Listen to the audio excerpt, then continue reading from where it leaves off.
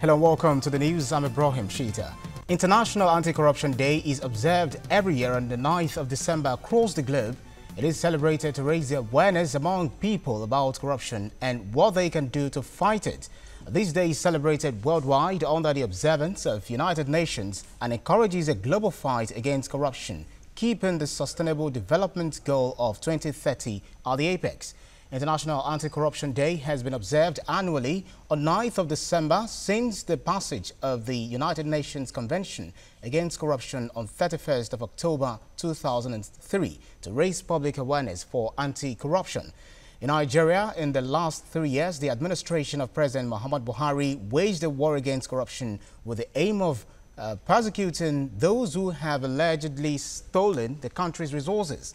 According to the 2017 Corruption Perceptions Index reported by Transparency International, Nigeria has been ranked the 148th least corrupt nation out of 175 countries. So corruption rank in Nigeria averaged 120.45 from 1996 until 2017, reaching an all-time high of 152 in 2005 and record low of 52 in 1997. So to talk about this, joining us live to discuss the International Anti-Corruption Day is an African Affairs analyst, Ademola Oshodi, joining us via Skype. Thank you so much for joining us. Good morning. Yeah, so how would you assess the cooperation between Nigeria? Let's look at Nigeria's relationship with other countries in the fight against corruption and graft at large. So how would you rate the cooperation between Nigeria and foreign countries in the war against corruption? Nigeria has been very forefront in the fight against corruption, at least in the public forum. I believe the embarrassment years back, I think over probably almost 20 years ago, rating Nigeria as the most corrupt country in the world has really motivated the leaders of the country to do something about it. And I think they've been rather successful. We've gone up the indices from the bottom way to above 20, 30 points higher. So it's something being done about this. It's a conscious effort. I think the government and the country was embarrassed into action, but we are at the forefront. We signed up to the so many international treaties on corruption and criminality, International Criminal Court, for example. So it's been evident that the country is moving forward in that area.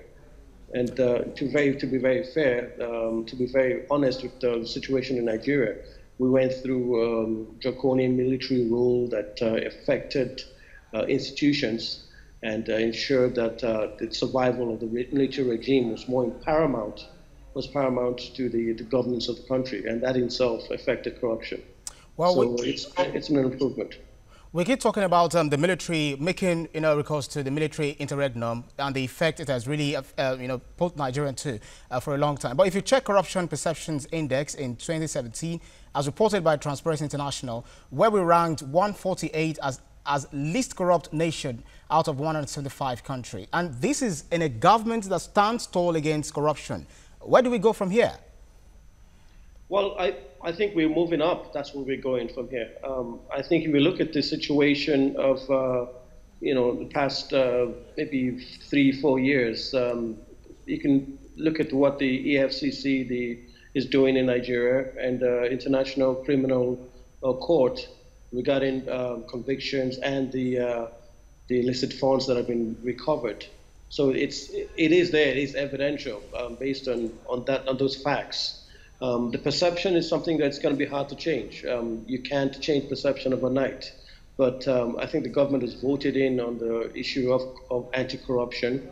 And anybody will tell you that that's probably the biggest, one of the biggest achievements of the government. You can question other things, but corruption is probably the biggest selling point of the sitting government. Perception is hard to change. And I think as time goes on, it's something that the gradual population will see, especially with the TSA, the single account itself is another great move towards curbing corruption and ensuring government funds are used to the right places. Right, you really make a mention of some of the government policies. Some of the things put in place by the Buhari administration is the Executive Order 6, signed recently by the president, for the preservation of assets connected with corruption and other related offences. Would it really curb this menace of corruption, you think? Well, everything will curb the menace of corruption if it's done properly. Enforcement is the key. You can legislate till the cows come home, but if you don't enforce it, if you don't have strong institutions to protect it, it's going to be a problem. I remember the American ambassador saying that it's not the biggest problem with it. It's not the stealing of public funds. It's actually the corruption itself is the rule of law. You know, if you don't protect justice and the rule of law, that itself is more threatening to the state, society, than actually stealing of public funds. So institutions must be enforced and must be strengthened to ensure that corrupt practices are curbed and corrupt individuals are are held accountable. Obama also said, you know, like Africa needs strong institutions, not necessarily strong leaders. Strong institutions will protect the country, will protect the funds, will ensure that, you know, whoever is there, even the strong ruler, the strong leader itself, will be held accountable. All right. And it's important that those institutions are built upon.